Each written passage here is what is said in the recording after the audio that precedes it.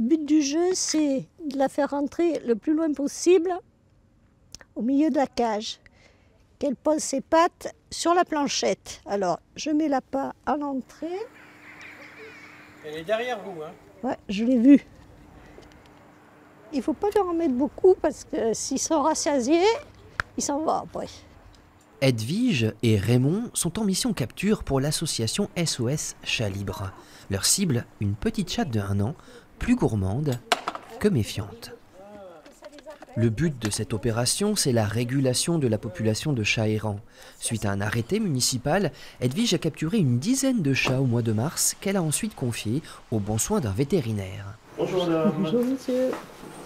Vous amenez des chats libres Des chats à stériliser. Parfait. voilà. Ce qui attend notre petite chatte, c'est une courte intervention durant laquelle on va lui retirer les ovaires, avec une piqûre complémentaire pour calmer la douleur.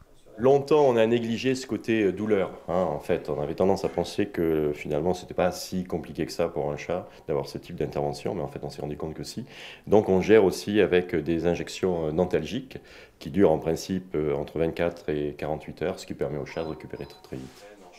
Durant la campagne de stérilisation, cette clinique n'a pas des amplis de chats à traiter. Un travail sans fin qu'il faut recommencer chaque année. Quelques heures plus tard, notre petite protégée retrouve son quartier d'origine, Saint-Georges. Sa convalescence se fera à l'abri de l'appartement d'un grand ami des chats.